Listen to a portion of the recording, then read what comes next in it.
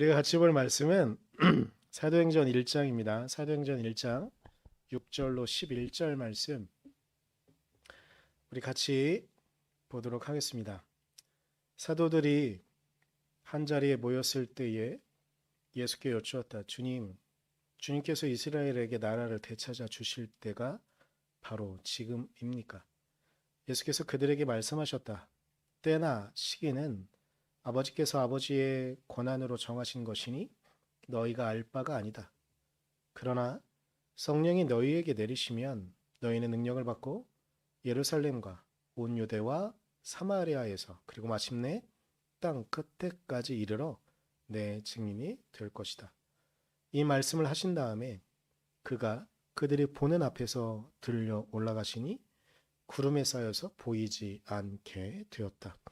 예수께서 떠나가실 때에 그들이 하늘을 쳐다보고 있는데 갑자기 흰옷을 입은 두 사람이 그들 곁에 서서 갈릴리 사람들아 어찌하여 하늘을 쳐다보면서 서 있느냐.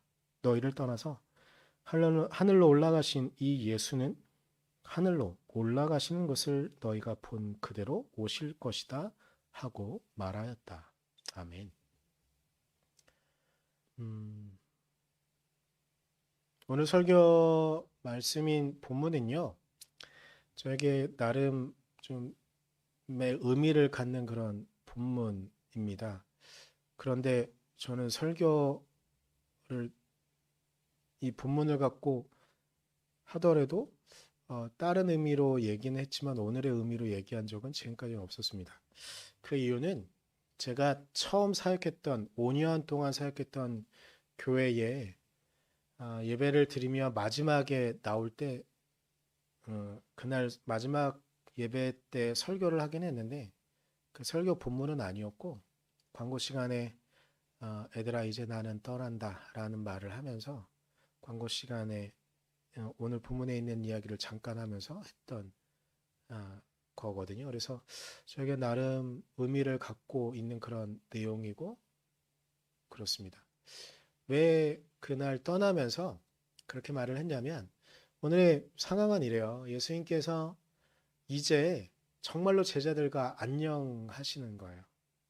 그러니까 예수님께서 십자가에 달리기 위해 이렇게 제자들과 떨어지는 그 순간이 아니고요. 예수께서 부활하셨어요. 그리고 제자들에게 나타나시고 제자들과 며칠간 보내셨어요. 그리고 이제 정말로 하나님 곁으로 떠나셔야 되는 그런 순간에 예수님께서 제자들에게 당부하시며 부탁하신 말씀의 이야기들이 있는 것이 오늘의 본문의 내용이죠. 그런데 오늘 본문의 내용들을 그러니까 저는 그 당시에 5년 동안 정을 들이며 아이들에게 점점 그때는 제가 중고등부 전도사였었는데 그 친구들에게 하나님의 사랑은 이런 것이야, 예수님의 사랑은 이런 것이야 이렇게 막 정말 열정적으로 20대 중반 후반을 보냈던 그 시기에 그 친구들을 떠나 보내면서 그 친구들과 떠나면서 제가 했던 그런 마음이 어느 순간 예수님께서 이 제자들을 두고 떠나시는 마음이 이런 마음이 아니었을까 싶어서 광고 시간을 빌어서 잠깐 이 말을 하면서 저는 그 친구들과 이별을 고했었습니다. 근데 예수의 마음은 어땠을까? 좀 생각을 해보면 이러셨을 것 같아요. 잘 아시는 것처럼 예수님께서는 십자가에 달려 돌아가셔야 됐습니다. 이 땅에 구원자로 오신 사람들이 그렇게 기대하고 기다렸던 그리고 큰 능력과 권능을 갖고 있었던 예수님께서 십자가에 달려 돌아가신다고 3번이나 예언을 하셨습니다. 근데 이 말씀들은 사람들 앞에서 했다기보단 제자들 앞에서 정말 3번이나 말했다는 건 제자들에게만큼은 예수님의 고통과 아픔이 오롯이 전달되어지기를 바라는 마음으로 하신 것은 아니었을까?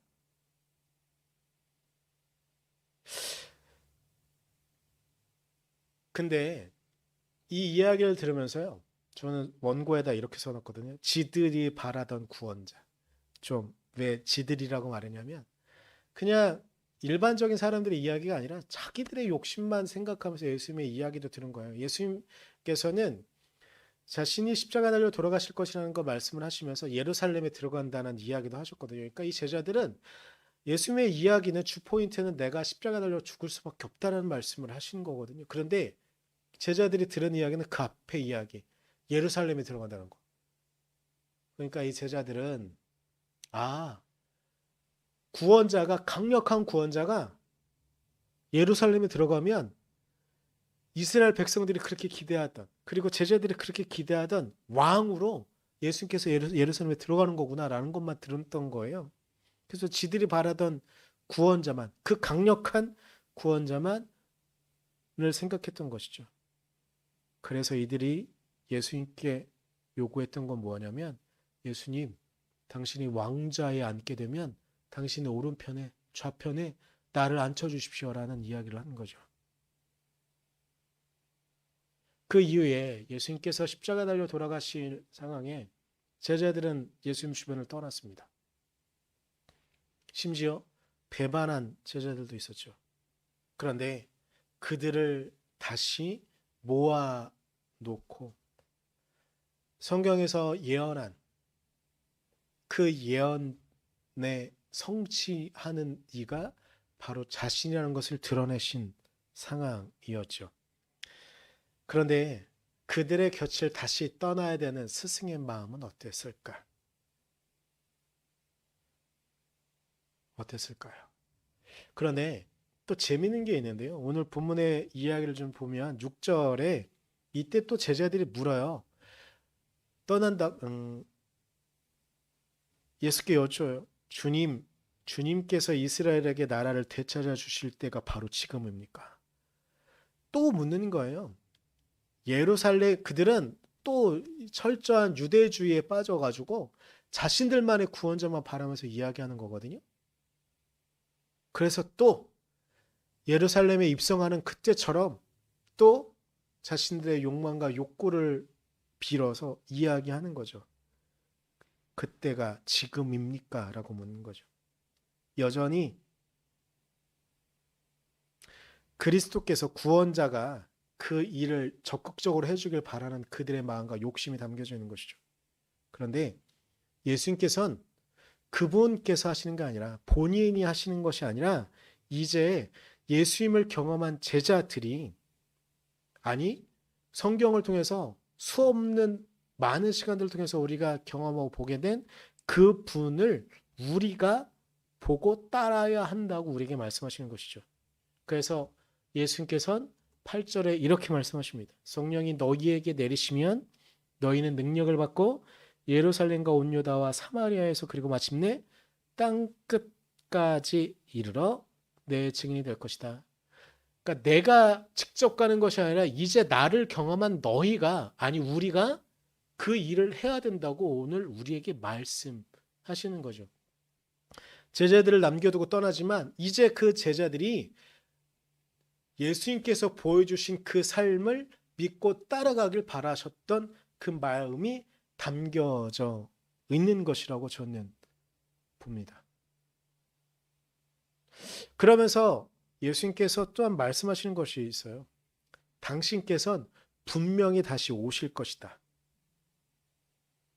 왜 오실 것이라고 말씀을 하셨을까?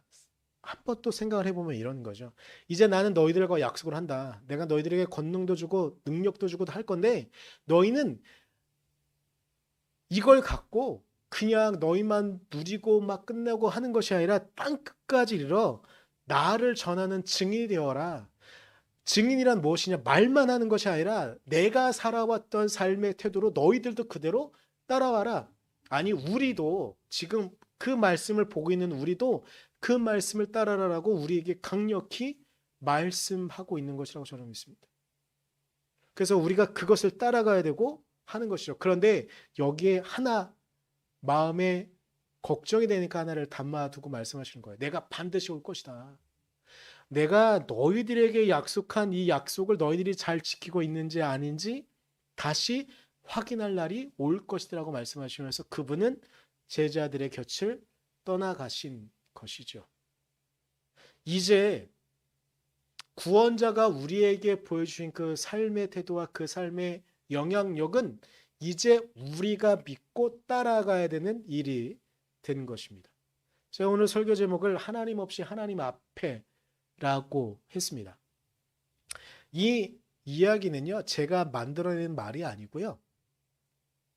이분이 하신 거예요. 앞에 한번 봐봐요. 이 사람 어느 나라 사람인 것 같습니까? 네, 서양 사람 같죠? 이분은 독일 분이에요. 이분의 이름은 디트리트 본 헤퍼라는 분이에요. 이분은 1906년도에 태어났고 1945년도에 돌아가셨어요. 1945년도에라는 기간을 정해는 말씀을 드리는 이유는요. 이분은 2차 세계대전이 끝나는 그 해에 독일에 의해 처형당했어요. 그런데 이분이 남겨놓은 이야기가 있습니다. 옥중서신이라는 책을 후대 사람들이 정리해서 보내는데 그 책 안에 이런 내용이 있어요. 우리는 하나님 앞에서 하나님과 함께 하나님 없이 살고 있습니다라는 말을 남겨요. 이것을 후대 사람들이 정리해서 하나님 없이 하나님 앞에라는 테마로 만들었습니다. 이 보네포 목사님은요, 어찌 보면 그 시대까지는 사람들이 기독교의 영향력을 그냥 일개 종교로만 혹은 도덕적인 훈화를, 도덕적인 교리를 가르치는 것으로 제한하고 있는 것 같은 어떤 시대적인 흐름이 있었는데, 기독교는 그런 종교가 아니다. 기독교란 말 자체가 바로 기독이라는 말 자체가 그리스도교라는 그 교리 자체가 예수를 따르는 사람들, 그리스도를 따르는 사람들인 것처럼 단순히 종교 영역이 아니라 실제로 삶을 살아가야 되고 삶의 영역 가운데 이 말씀을 실천해야 되는 것이다라고 말씀하거든요. 그래서 보네포 목사님은 그 당시 미친 버스 운전자라는 말을 꺼내 들어요. 근데 이때에 보네포 목사님은 이름에서도 풍기지만 독일 분이거든요. 근데 그 당시에 독일에 총통이 있었어요. 그 이름도 유명한 히틀러. 보네포 목사님은 어느 날 설교를 해요. 설교를 하면서 지금 미친 버스 운전자가 그 강력한 버스를 운전하면서 사람들을 치고 있다. 그런데 우리가 버스 안에 있는 우리는 이 버스 운전자를 멈추게 해야 되지 않느냐? 그런데 이 버스 운전자는 우리의 상상처럼 히틀러를 말하고 있는 거였습니다. 그래서 이 당시 보네포 목사님은 여러 가지 신학적인 정의를 참 우리에게도 유효하고 좀 더 깊은 이야기를 남겼으면 좋았을 만한 이야기들을 남겼었어요. 그 중에 하나가 뭐냐면 값싼 은혜라는 거였어요. 하나님 없이 하나님 앞에라는 이 태제를 정리할 수 있는 말은 뭐냐면 값싼 은혜라는 거였는데 뭐냐면 우리가 구원을 받았어요. 구원을 받았는데 아무것도 하지 않는 건 값싼 은혜 속에 있는 거예요. 그런데 이것을 정말 은혜라고 생각한다고 한다면 값싼 은혜가 아니라 정말 은혜라고 생각한다면 우리를 구원하신 그 하나님의 은혜에 맞는 삶을 살아가야 된다고 적극적으로 말하는 분이었거든요. 그래서 이분이 선택한 건 뭐였냐면 히틀러를 암살하는 데 단체에 참여해서 적극적으로 그 일에 동조하는 거였었어요. 그런데 이 일이 발각이 되고요. 보네포 목사님은 감옥에서 갇히게 되고 2차 세계전이 거의 끝 무렵쯤에 사형을 당하게 되는 그런 일을 겪게 되셨죠. 어찌 보면 예수님께서는 눈앞에 보이지 않지만 어찌 보면 살아계신 예수님을 볼 수는 없지만 예수님을 따라가는 사람들이 그렇게 필요하고 그렇게 해야 됨을 보여준 사건이기도 하죠. 그런데 멀리 서양에만 그런 분들이 있었던 게 아니라 우리나라에 이런 분들이 있었어요. 이 분은 누굴까요?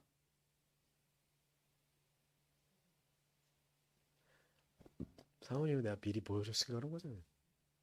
이 목사님의 이름은 주기철 목사님이라는 분이에요.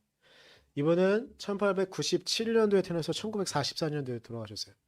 좀 전에 말씀드렸던 보니퍼 목사님보다 조금 전에 돌아가신 거죠. 시기적으로 그러면 우린 나라는 어느 시기였냐? 일제시기죠. 이분의 가장 큰 말로 정리할 수 있는 건 일사각오라는 거예요. 이건 뭐냐면 내가 한 번은 분명히 죽는다라는 그 단호한 마음을 갖고 있는 거죠. 그래서 이분이 한 말이 지금도 남아있는 여러 가지 설교가 있지만 일사각오라는 말은 언제 행한 것이냐면 1935년 9월 이분은 평양 장로신학교, 지금 장신이에요. 장로신학대학교를 나오신 분인데 거기에서 이제 목사의 신분으로 설교하실 때 제목이 일사각오였고 이날 이 말씀을 해요. 칼날이 나를 기다리고 있는 한 내가 그 칼날을 향해서 나아가리다. 내 앞에는 오직 일사각오의 길만이 있을 뿐입니다. 라는 설교를 해요. 근데 이때 우리나라의 상황은 뭐였냐면, 그리고 우리나라의 교회에 닥쳐오고 있는 상황은 뭐였냐면, 일제가 이제 세계대전에 참여할 시기쯤이었고, 우리나라도 이런저런 저항을 없애고, 일본에게 절대적으로 충성하는 그런 걸 만들어야 됐었어요. 그래서 종교는 계속 뒤로 밀어내고,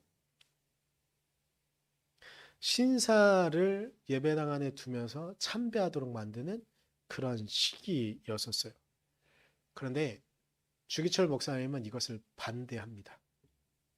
일사각오라는 말하는 건 뭐냐면 지금 우리가 하나님 앞에 예배 드려야 하는 이때에 신당을 예배당 앞에 세워놓고 예배 때마다 우리가 하나님께 예배하는 것이 아니라 그 신사에 절하게 한다는 건 절대로 받아들일 수 없습니다. 이분은 35년도에 이렇게 설교를 하셨는데요. 결국 이분은 1938년도 2월에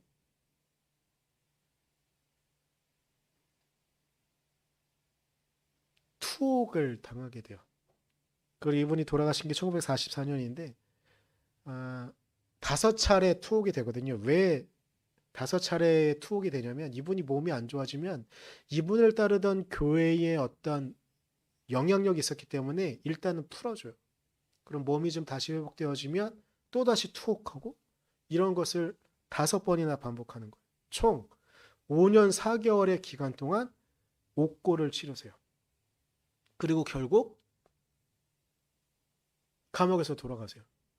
그런데 이분이 처음 투옥되시고 2월에 투옥되고 한 9개월 정도 모진 고난, 우리가 보통 보는 일제시대의 독립투사들이 당했던 모든 고문을 다 당하세요. 빨리 너의 신앙을 돌이켜라. 우리의 신사참배에 동조한다고 해라. 그리고 이 당시 교회의 아픈 부분 중에 하나는 뭐냐면 장로교에서 이분을 파면시켜요. 교회는 살아야 되는데 너 때문에 교회가 죽겠다. 이렇게 하면서 파면시키거든요. 하지만 그런 거에 굴하지 않고 계속 본인의 뜻을 굽히지 않으세요. 9개월 후에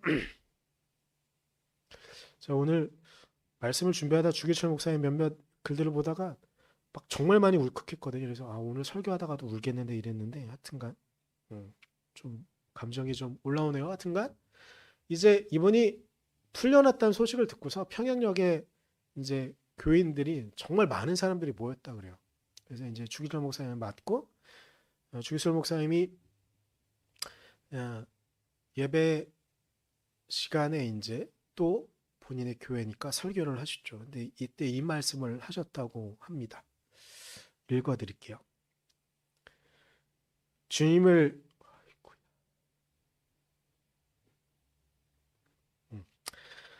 위하여 오는 고난을 내가 피하였다가 이 다음 내 무슨 낯으로 주님을 대하오리. 주님을 위하여 이제 당하는 수혹을 내가 피하였다가 이 다음 주님이 너는 내 이름으로 평안과 즐거움과 영광을 다 받아 누리고 고난의 자는 어찌하고 왔느냐고 물으시면 내 무슨 말로 대답하랴. 주님을 위하여 오는 십자가를 내가 이제 피하였다가 이 다음 주님이 너는 내가 준 유일한 유산인 고난의 십자가를 어찌하고 왔느냐고 물으시면 내 무슨 말로 대답하랴. 라는 설교를 또 하세요. 일본은 9개월 동안에 그 옥고를 치르면서 갖은 고문을 했기에 조금은 기가 꺾였길 바랐겠지만 주기철 목사님은 매 순간순간 톡이 풀리면 또 설교의 자리가 되면 또 이런 말씀을 계속하시면서 본인의 뜻을 절대 굽히지 않은 것이죠. 예수님은 눈앞에 없어요. 하지만 예수님을 따르는 사람은 어떻게 살아야 되는가를 철저하게 보여주신 분이 바로 주기철 목사님이죠. 주기철 목사님은 결국 해방을 얼마 앞두고 감옥에서 순교하세요. 예수님을 따르는 사람은 어떻게 해야 되는가? 예수님이 비록 지금 없지만 눈앞에 보이지 않지만 그 주신 은혜를 믿고 따라가야 되는 삶은 어떻게 살아가야 되는 것인가를 보여주신 분이겠죠. 또 한 분의 목사님이 더 있습니다. 이분은 되게 병약해 보이잖아요. 이분의 이름은 손양원 목사님입니다. 이분은 1902년도에 태어났고요. 이분이 돌아가신 건 1950년도에 돌아가셨어요. 이분을 수식하는 단어가 있는데 뭐냐면 사랑의 원자탄이라는 단어예요. 왜냐면요. 이분이 자녀가 되게 많았더라고요. 4남 3녀가 있었는데 이 4남 3녀 중에 장남과 차남을 여순 반란 사건 때 일어났을 때 이러는데 이 장남과 차남을 총살한 사람이 있어요. 안재선이라는 사람인데 이 안재선이라는 사람이 결국 여순 반란 사건이 진압이 되어지고 안재선이라는 사람이 추적해서 죽였다는 걸 알게 되어지는데 손영원 목사님이 나서서 오히려 이 사람을 변론하고 이 사람을 살려달라고 그리고 결국은 이 안재선이라는 사람을 자신의 양자로 삼아요. 형식적으로 그런 게 아니라 실제로 양자로 삼아서 계속 챙기고 이렇게 되어지죠. 그래서 사랑의 원자탄이라는 이름으로 불려진 분이에요. 근데 이분도 마찬가지로 일제시대에 말을 보내고 계셨기 때문에 신사참배를 반대해요. 그리고 감옥에 갇혀요. 주기철 목사님은 이때 돌아가셨지만 손영원 목사님은 어떻게 몸을 좀 살펴서 풀려나셨죠. 그리고 6.25를 거치게 됩니다. 그런데 이 이야기를 하기 전에 손영원 목사님 제가 이것도 하나 말씀드리면 이분의 본명은 원래 손종일이라는 이름이에요. 근데 이분이 왜 손영원 목사님이 되냐면 이분이 목회를 여수에서 하시게 돼요. 근데 여수에 이 당시에 나병 환자촌이 있었어요. 그 당시에 문둥이라고 불렀죠. 나병 환자촌이 있었고 그들을 돌보던 교회에 이분이 파송된 교회 이름은 애양교회였고요. 이 애양교회에 소속되어진 나병 환자들을 치료하는 그리고 돌보는 그 소속 기관의 이름이 애양원이었어요. 그래서 양원이라는 이름을 자신의 이름으로 바꿔서 손양원이라는 이름으로 이름을 바꾸신 거죠. 그리고 48년도에 결국은 좀 전에 말씀드렸던 것처럼 2명의 아들을 잃게 돼요. 여수반란 사건 때에. 그런데 얼마 안 있어 6.25가 터지게 되죠. 50년도에. 그리고 여수는 북한군의 통치하에 들어가게 되죠. 근데 사람들은 그러니까 분명히 빨갱이가 북한군이 쳐들어오니까 목사님들은 피해야 되잖아요. 사람들은 피신하라 그랬어요. 그리고 같이 떠나는 사람들 대부분 그랬어요. 근데 손영원 목사님은 그럴 수 없다 그랬어요.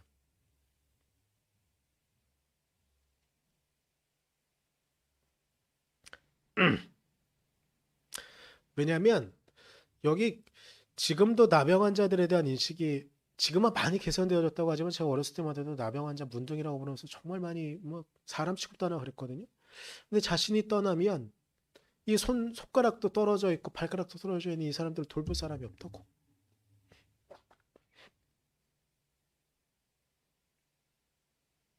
음.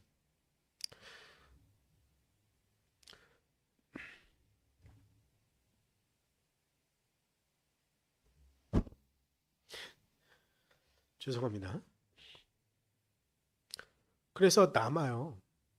남아서 돌봐요.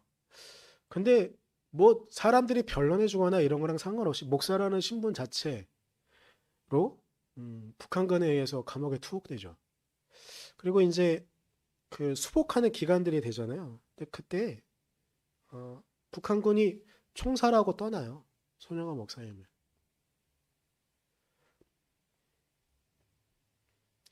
예수님은 눈앞에 없는데 그 예수님을 따라가야 되는 사람들이 어떻게 살아가야 되는가를 보여준 우리의 믿음의 선배들이 있음을. 하나님은 우리 눈앞에 안 보일 수 있어요. 환상 가운데 혹은 어떠한 뭐 이런 상황과 여건 가운데 하나님이 보이는 이들도 있을지 모르겠지만 결국 우리는 하나님 없이 이 땅을 살아갑니다. 예수님께서 승천하시며 제자들을 두고 떠나실 때 그분은 얼마나 많은 걱정을 하셨을까? 내가 있는 데에도 그들의 욕망을 끄집어내면서 예루살렘을 수복할 날이 이 날입니까? 이렇게 말했던 그 제자들. 그런데 그들을 떠나야 했던 예수님. 그 예수님의 마음은 얼마나 불안했을까? 그런데 그렇게 남겨진 제자들은 결국은 끝까지 그들의 믿음을 저버리지 않고 예수님을 위하여 자신의 삶을 살아갑니다. 그리고 그들을 바라본 믿음의 후대들이, 아니 우리에게 믿음의 선배들이, 보네퍼 목사님이, 주기철 목사님이, 손영아 목사님은 그렇게 하나님은 눈앞에 보이지 않았지만 하나님 앞에 있는 것처럼 살아왔던 우리의 믿음의 선배들이 있습니다. 제가 오늘 설교를 준비하면서 오늘 칼럼에서는 지미 버틀러에 대한 이야기, 사실은 지미 버틀러보단 버틀러의 어머니에 대한 이야기를 정말 하고 싶었는데 인종도 달랐지만 그리고 7명의 자녀를 부양하는데 일주일에 $400라고 한다면 도저히 감당할 수 없는 그런 상황. 근데 그 상황에 한 명의 더, 그것도 누군지도 모르겠을 자신과는 인종도 다른 아들을 입양해서 키웠던, 하나님이 눈앞에 없지만 하나님을 믿는 사람은 이렇게 살아간다는 그런 마음으로 그렇게 지미 버틀러를, 저는 이 사람을 알기 전에는 요즘은 NBA를 거의 안 보니까 이 사람이 얼마나 대단한 사람인지 몰랐는데 지금도 현역에서 커리어를 계속 쌓고 있는 선수예요. 그 어머니가 지미 버틀러를 챙기지 않았다면 그는 어떻게 될지 모르겠는. 우리가 이 땅을 살아갑니다. 이 땅을 살아가는데 하나님 없이 눈앞에 보이지 않는 삶을 살아가죠. 그런데 하나님이 앞에 계신 것처럼 그렇게 살아가는 우리가 되어야 되지 않겠습니까? 이 땅에 구원자가 오셨습니다. 그리고 그 구원자는 당신의 삶을 우리에게 그렇게 보여주셨습니다. 그렇다면 이제 우리가 그 예수님의 삶을 담담히 따라가야 되지 않겠습니까? 우리 시간 잠깐 기도했으면 좋겠습니다. 우리 기도할 때 마음의 다짐 하나만 놓고 좀 기도했으면 좋겠습니다. 주님, 우리가 주님의 뒤를 쫓아가겠습니다. 우리 이거 하나만 놓고 잠깐 같이 기도하고 제가 기도하고 축도로 예배 마치겠습니다. 기도하겠습니다.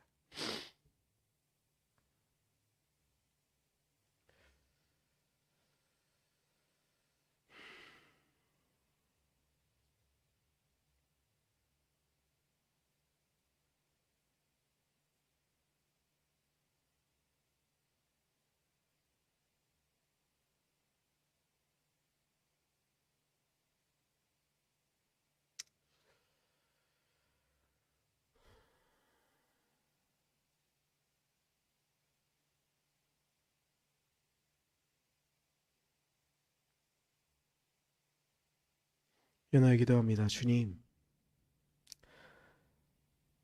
여전히 불안해 보였던 그 제자들을 남겨두고 떠나실 때 당신의 마음은 어떠셨을까요? 그러면서도 제자들에게 당부하시고 부탁하신 말씀, 땅 끝까지 이르러 내 증인이 되어라. 주님, 그 말씀을 믿고 바라며 당신을 쫓아갔던 보네폰 목사님이, 주기철 목사님이, 손영원 목사님이 있습니다. 주님, 우리의 선대의 사람들만을 생각하는 것이 아니라 이제 우리가 당신의 말씀을 따라 당신의 삶을 따라 살아갈 수 있도록 주님, 우리가 결단할 수 있도록 우리를 지키시고 우리에게 힘을 허락하여 주시옵소서. 주님, 우리가 주님을 따라가겠습니다.